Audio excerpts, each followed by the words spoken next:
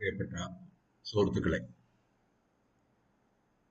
സഹോര books പ്രസിദ്ധീകരിക്കുന്ന Covid കാലം അനുഭവം വിചാരണ എന്ന ശ്രദ്ധേയമായ ഗ്രന്ഥം പ്രകാശിപ്പിക്കാൻ എനിക്ക് സന്തോഷമുണ്ട്.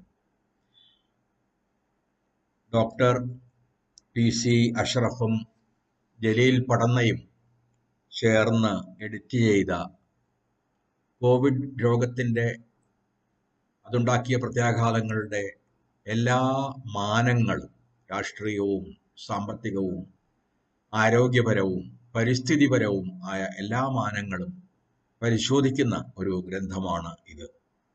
ഇതിൽ ലേഖനങ്ങളുണ്ട്, കവിതകളുണ്ട്, അനുഭവാഖ്യാനങ്ങളുണ്ട്, അഭിമുഖ സംഭാഷണങ്ങളുണ്ട്, പുസ്തക സ്മരണകളുണ്ട്. നോം ചോംസ്കിയും യുവാൽ നോഹ ഹരാരിയും എതിരൻ കതിരവനും ശശി തരൂരും ടി പത്മനാഭനും CV ബാലകൃഷ്ണനും അംബികാസുധൻ മാങ്ങാടും MN കാരശ്ശേരിയും സുനിൽ P ഇളയിടവും മുതൽ കേരളത്തിലെ അനേകം യുവാക്കളും യുവതികളുമായ എഴുത്തുകാർ വരെ ഇതിൽ അണിനിരക്കുന്നുണ്ട്. ഇവരിലൂടെ ഈ കാലത്തെക്കുറിച്ചുള്ള ഒരു സമഗ്രമായ ചിത്രം കാഴ്ചവെക്കാൻ ഈ പുസ്തകത്തിന് കഴിയുന്നുണ്ട് എന്ന് പറയാൻ എനിക്ക് വളരെയധികം സന്തോഷമുണ്ട്.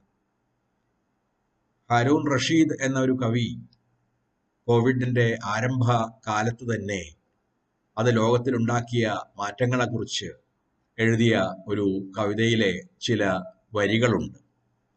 നാം ഒരു ലോകത്തിൽ ഉറങ്ങി മറ്റൊരു ലോകത്തിൽ ഉണർന്നു.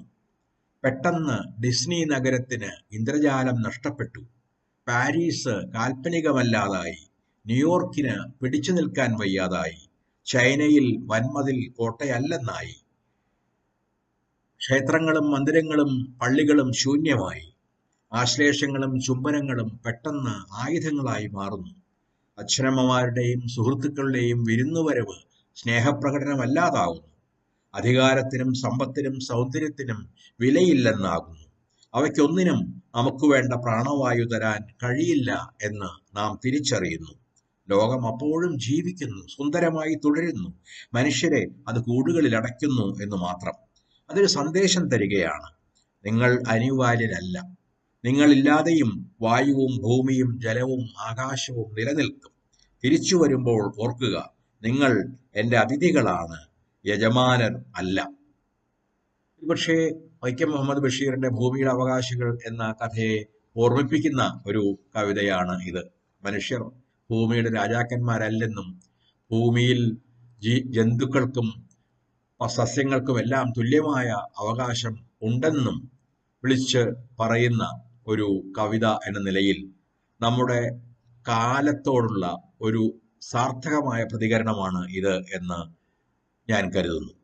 കോവിഡിനെ കുറിച്ച് അനേകം വിചാരങ്ങൾ പല പ്രഭാഷണങ്ങളിലൂടെയും കവിതകളിലൂടെയും ഞാൻ അവതരിപ്പിച്ചിട്ടുണ്ട്. അവയിലേക്കൊന്നും ഈ സന്ദർഭത്തിൽ ഞാൻ ദീർഘമായി കടക്കാൻ ഉദ്ദേശിക്കുന്നില്ല. ഈ കോവിഡ് കാലം ഞാൻ ചിലവിട്ടത് പ്രധാനമായും ഒരു വശത്ത് കബീറിന്റെ പ്രസക്തങ്ങൾ എന്ന് തോന്നുന്ന ഒരുപാട് കവിതകൾ ബ്രജ് ഭാഷയിൽ നിന്ന് മലയാളത്തിലേക്ക് പരിഭാഷപ്പെടുത്തിക്കൊണ്ടും, മറ്റൊരു ഭാഗത്ത് ലോകമെമ്പാടും ഈ കോവിഡ് കാലത്ത് അതിൻ്റെ വിവിധ അനുഭവങ്ങളെ പ്രതിനിധീകരിച്ചുകൊണ്ട് കവികൾ എഴുതിയ കവിതകളുടെ ഒരു സമാഹാരം, സങ്കലനം ചെയ്തുകൊണ്ടുമാണ്. അത് ഉടൻ തന്നെ പെൻഗ്വിൻ റാൻഡം ഹൗസ് പുറത്തിറക്കുന്നുണ്ട്.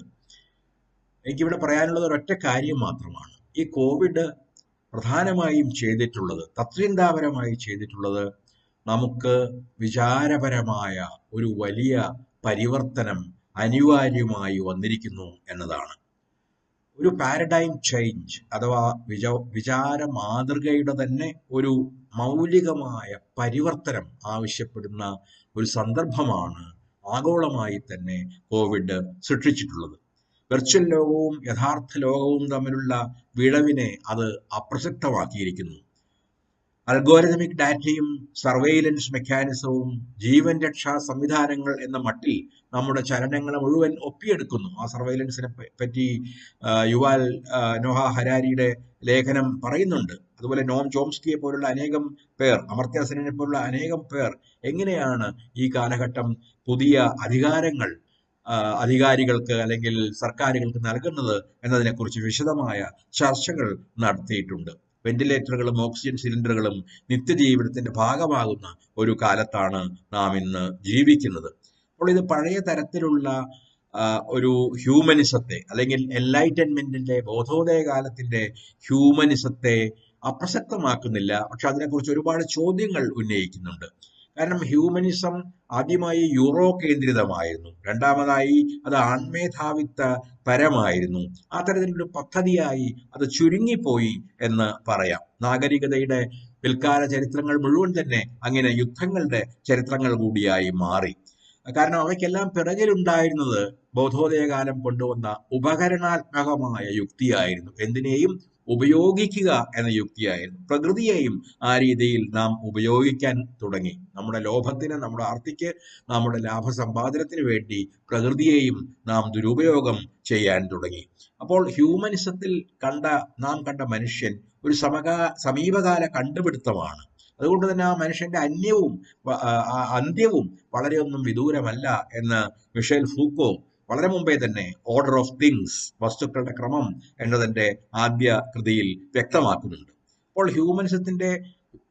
ഹ്യൂമനിസത്തെ നിരാകരിക്കണമെന്നല്ല ഞാൻ പറയുന്നത്. അതിന്റെ ന്യൂനതകൾ പരിഹരിച്ച്, വൈരുദ്ധ്യങ്ങൾ പരിഹരിച്ച്, ഹ്യൂമനിസത്തിന്റെ പേരിൽ തന്നെ ഹ്യൂമനിസത്തെ വിമർശിച്ച് അതിന് നഷ്ടപ്പെട്ട ആത്മാവ് വീണ്ടെടുക്കാൻ സമയമായി എന്നാണ്. കാരണം മനുഷ്യേച്ഛ കൊണ്ടും സക്രിയമായ കർത്തൃത്വം കൊണ്ടും നേടിയെടുക്കേണ്ട ഒരു ഘടനയാണ് അത്. എഡ്വേർഡ് സയ്യിദ് പറയുന്നതാണ് humanism and a critic of democracy എന്ന ഗ്രന്ഥത്തിൽ. ഇപ്പൊ മനുഷ്യ കേന്ദ്രീകൃതമായ വ്യവഹാരങ്ങളെ വിമർശിക്കുന്ന പോസ്റ്റ് ഹ്യൂമനിസത്തിന്റെ സമയം ആഗതമായിരിക്കുന്നു എന്നാണ് എനിക്ക് പറയാനുള്ളത്.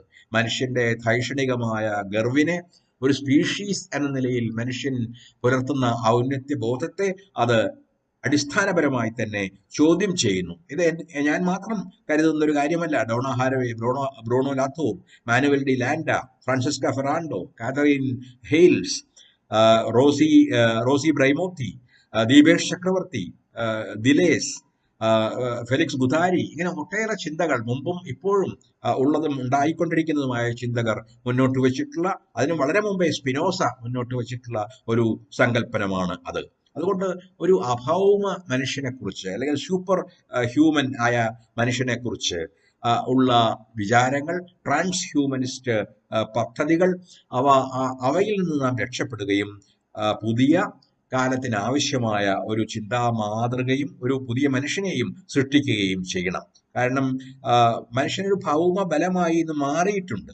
ആഗോള താപനവും ഓസോൺ പാളികളുടെ വിള്ളലും പ്രകൃതിക്ഷോഭങ്ങളും മഹാമാരികളും എല്ലാം തന്നെ മനുഷ്യന്റെ സൃഷ്ടികളാണ്.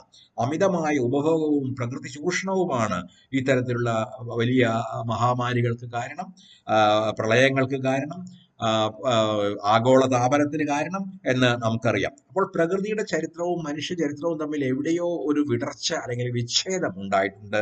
നമുക്കിന്ന് ചെയ്യാനുള്ളത് ഈ രണ്ട് ചരിത്രങ്ങളുടെയും തുടർച്ച വീണ്ടെടുക്കുക എന്ന അതിപ്രധാനമായ കർത്തവ്യമാണ്. അതുകൊണ്ട് മനുഷ്യേതര ജീവികളെയും വസ്തുക്കളെയും മുഴുവൻ പരിഗണിക്കുന്ന ഒരു വിശാലമായ ജനാധിപത്യ സങ്കല്പം ഇന്ന് വളർന്നു വരേണ്ടതുണ്ട്. മനുഷ്യൻ എന്ന സമ്പർക്കത്തിൽ ഇതര ജീവികളും വസ്തുക്കളും സൈബോർഗുകളും എല്ലാം തന്നെ നാം ഉൾക്കൊള്ളിക്കേണ്ടതുണ്ട്. മനുഷ്യരിൽ അസമത്വങ്ങൾ നിശ്ചയമായും നാം പരിഹരിക്കണം. അതോടൊപ്പം പുഴുവും പൂമ്പാറ്റയും പറവയും എല്ലാം ഭൂമിയുടെ അവകാശികളാണ് എന്ന വിചാരം നമുക്ക് ഉണ്ടാവുകയും വേണം. മനുഷ്യൻ സമ്പൂർണനല്ല എന്നും ഒരു ജൈവ ശൃംഖലയുടെ ഭാഗമാണ് എന്നും ആയിത്തീർന്നുകൊണ്ടിരിക്കുന്ന ബിക്കമിങ് ഒരു ജീവി ആണെന്നും ഉള്ള സങ്കല്പം നമുക്കുണ്ടാവുകയും സ്ഥാപനവൽകൃതമായ യുക്തികളെ നിരാകരിക്കാൻ നാം ശീലിക്കുകയും വേണം. മറ്റു ജീവികൾ ശ്വസിക്കുന്ന വായു തന്നെയാണ് നാം ശ്വസിക്കുന്നത്. അവർ കുടിക്കുന്ന വെള്ളം തന്നെയാണ് നാം പങ്കിടുന്നത്. അവർ ജീവിക്കുന്ന പ്രകൃതിയിൽ തന്നെയാണ് നാമും ജീവിക്കുന്നത് എന്ന ബോധമുണ്ടാവുക.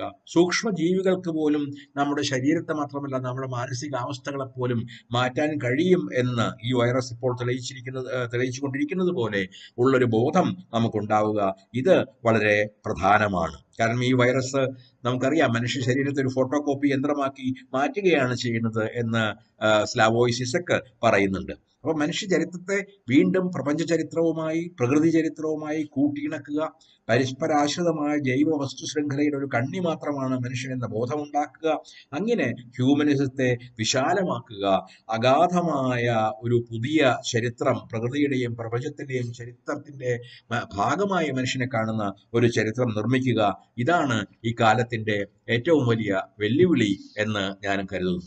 അത്തരത്തിലുള്ള ഒരു വെല്ലുവിളി ഏറ്റെടുക്കാൻ ഈ തരത്തിലുള്ള സമാഹാരങ്ങൾ, ഇവിടെ സമാഹരിക്കപ്പെട്ട ചിന്തകളും കവിതകളും പല രീതിയിലുള്ള അഭിമുഖങ്ങളും അപഗ്രഥനങ്ങളും നമ്മയെല്ലാം സഹായിക്കട്ടെ എന്ന് ആശംസിച്ചുകൊണ്ട് ഞാൻ ഈ പുസ്തകം സന്തോഷത്തോടു കൂടി പ്രകാശനം ചെയ്യുന്നു.